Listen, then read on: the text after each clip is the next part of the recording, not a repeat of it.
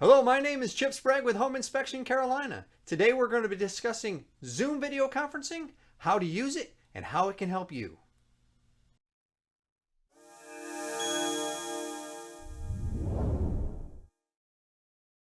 Now let's discuss Zoom online conferencing and how we can make your meeting a little more exciting.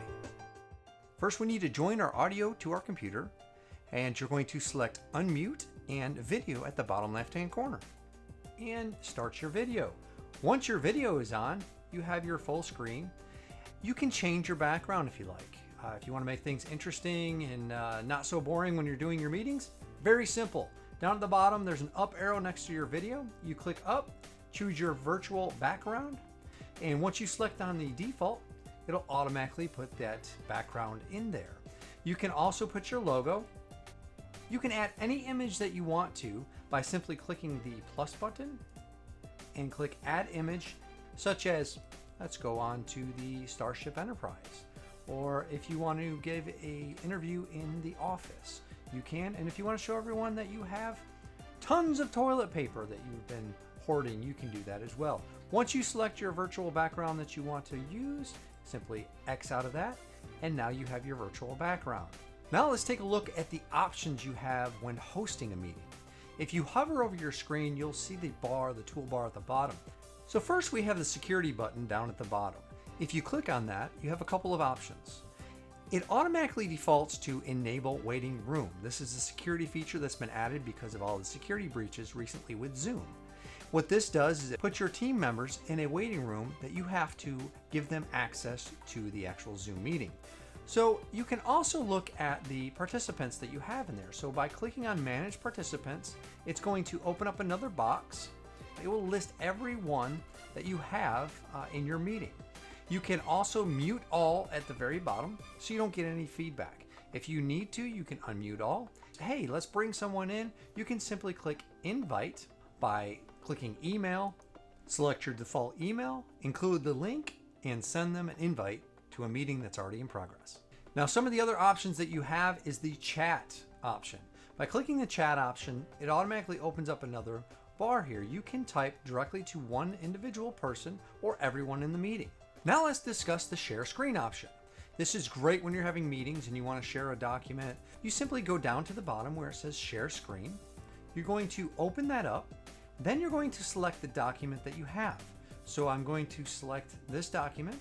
You can bring your document up and you can scroll through it. You also can annotate on it, which is great. If you hover over the share screen, you have the option to annotate on it. From here, you can choose whatever formatting you want as far as the color goes. So if you really wanted to highlight a section, so number 19, we really need to make sure that they're focusing on that as we're going through this, and as well as number 24, I really want to stress that.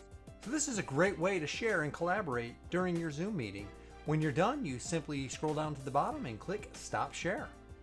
So once you stop sharing, it's going to bring you back to the video screen where everyone can see you again.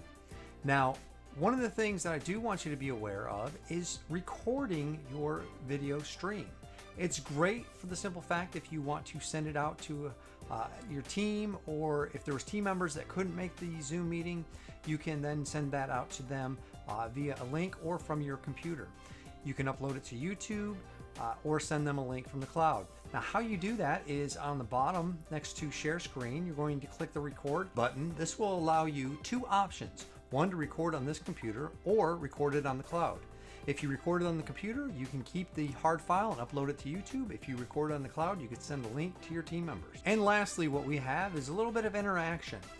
You can click on reactions down at the bottom, and it allows you to interact with people within the meeting. If someone says something and you think that that's good, you can click a thumbs up and it'll post it on the meeting for you. Or if you really want to get crazy, you can download a program called Snap Camera by going to snapcamera.snapchat.com, and you can select from either a Mac or PC. Click which one you want to install it to and install it onto your computer. Once you have that installed, you'll bring it up on your Zoom. Now, when you bring it up on your Zoom, how you're going to do that is we're going to open up our settings. So we're going to go to video settings. Then we're going to go to video. We want to change that to where it says Snap Camera. Once you open it up on your computer, You have endless options to choose from to animate your meeting. You can select whatever you want to, be a sheriff, or be an animation. Whatever you choose, have fun with it. Just some fun ways to make your Zoom meeting a little more interesting. Thanks for watching, and again, I'm Chip Sprague with Home Inspection Carolina.